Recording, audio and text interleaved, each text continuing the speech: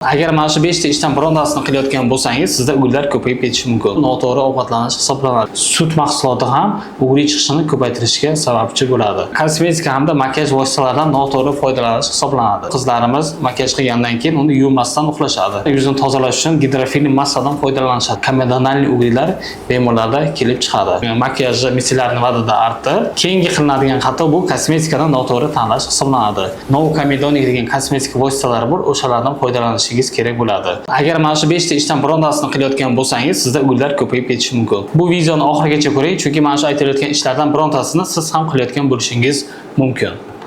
Agar tayyor bo'lsangiz, demak boshladik. Birinchisi va eng ko'p uchraydigan holat bu noto'g'ri ovqatlanish hisoblanadi. Ya'ni shirinlik, gazlik, fast food mahsulotlarini haddan tashqari ko'p iste'mol qilish. Bu mahsulotlarni iste'mol qilgandan keyin qonda insulin gormoni oshib ketadi. Insulin gormoni oshgandan keyin yog' bezlari faoliyati oshib boshlaydi va natijada bemorlarda o'rik kelib chiqadi.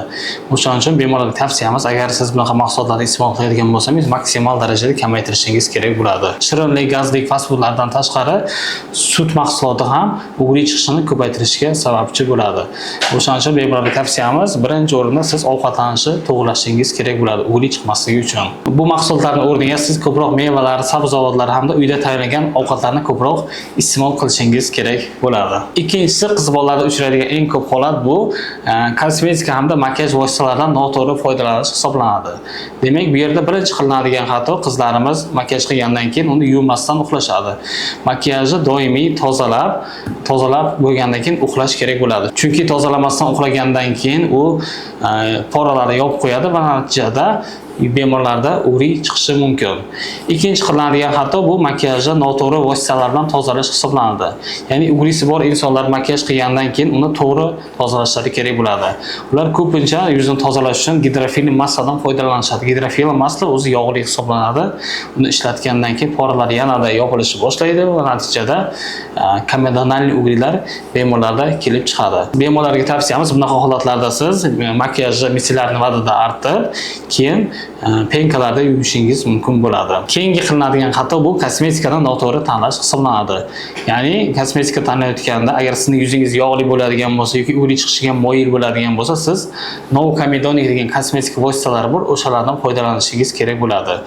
Ko'pchilik qizlar bunga e'tibor berishmaydi. Komedonalniy, ya'ni komedon hosil qiladigan kosmetikalardan foydalanish va natijada ularni ishlatgandan keyin bemorlarda komedonalniy o'g'rilar kelib chiqadi. O'g'rining ko'payib ketishiga sabab bo'ladigan faktorlarning uchinchisi bu o'g'rining qisish hisoblanadi. O'g'rini qisganingizdan keyin o'sha qisilgan o'g'ri, ya'ni ichidagi yog' hammasi ham tashqariga chiqib ketmaydi, ma'lum bir miqdori ichkariga qarab ketadi. Ichkariga qarab kirgandan keyin o'sha yog' dimlanib qoladi va o'sha joyda ikkilamchi infeksiya paydo bo'ladi va natijada o'g'rilar sekin-sekinlik bilan yanada rivojlanib ketishi mumkin. Ba'zi bir holatlarda esa o'sha chiqib ketgan yog'dan tashqari o'sha joy g'ovakning chuqurcha bo'lib qolishi mumkin. O'shaning uchun tavsiyam, agar sizning yuzingizda o'g'rilar bo'layotgan bo'lsa, uni hech qachon qismang va siqmang. Yuzdagi o'g'rilarning ko'payib ketishining 4-faktori bu yuzni noto'g'ri yuvish hisoblanadi. Ba'zi bir bemorlarimiz, ayniqsa o'g'il bolalar yuzlarida o'g'ri chiqqandan keyin uni ketkazish uchun kir sovundan foydalanishadi yoki kir sovun bilan yuzlarini doimiy yuvishadi. Kir sovun tarkibida ishqoriy muhit yuqori bo'lganligi sababli u yuzni haddan tashqari quritishga yordam beradi va natijada yuz yana yog'lanishga harakat qiladi va bemorlarda o'g'rik ko'payib ketishi mumkin. Yoki yuzlarini maxsus bir penkalar bor, ya'ni shotkalik penkalar, ular bilan mexanik tarzda kuchli yuvishadi, ishqalashadi. Ishqalangandan keyin o'sha yerda yanada o'g'rilar ko'payib ketishi mumkin. Tavsiyam, agar yuzingizni yuvmoqchi bo'lsangiz, buning uchun siz penkalardan foydalanishingiz kerak bo'ladi. Penkalar har xil bo'ladi, ya'ni normal yuzlar uchun va yog'li yuzlar uchun yoki bo'lmasa quruq yuzlar uchun. Siz yuzingiz holatini aniqlaysiz. O'zi hamma shu qo'l bilan teginilganini biladi. Ba'zan yuzlar haddan tashqari yog'li bo'ladi, ba'zilariga normal holatda bo'ladi. O'sha penka olayotganda yoziladi. Yog'li yuzlar uchun yoki normal yuzlar uchun. Penkani olganingizdan keyin siz kuniga bir mahal yoki ikki mahal holatingizga qarab yuzingizni yengilroq, yuzni qattiq ishqalamasdan yuvishingiz kerak bo'ladi. Mana shunday qilib yuvganingizdan keyin sizda o'rik chiqish xavfi kamayadi. Beshinchisi bu noto'g'ri hayot tarzi, ya'ni doimiy asabiylik, stress, uyquning yaxshi bo'lmasligi, chekish hisoblanadi. Doimiy asab va stress qilgan vaqtda organizmda kortizol gormoni oshib ketadi. Oshgandan keyin yog' bezlari ko'p ishlab chiqaradi va o'g'rik kelib chiqadi. Uyquni yaxshi bo'lmasligi, ya'ni agar siz soat 10-11 gacha uxlaydigan bo'lsangiz, sizda normada melatonin gormoni ishlab chiqaradi. Agar siz kech uxlaydigan bo'lsangiz, ya'ni 11-12 1-2 da uxlaydigan bo'lsangiz, sizda kortizol gamma oshib ketish ehtimoli yuqori bo'ladi va natijada sizda ham ugri kelib chiqadi. Buning uchun siz birinchi o'rinda uyquni to'g'rilashingiz kerak bo'ladi.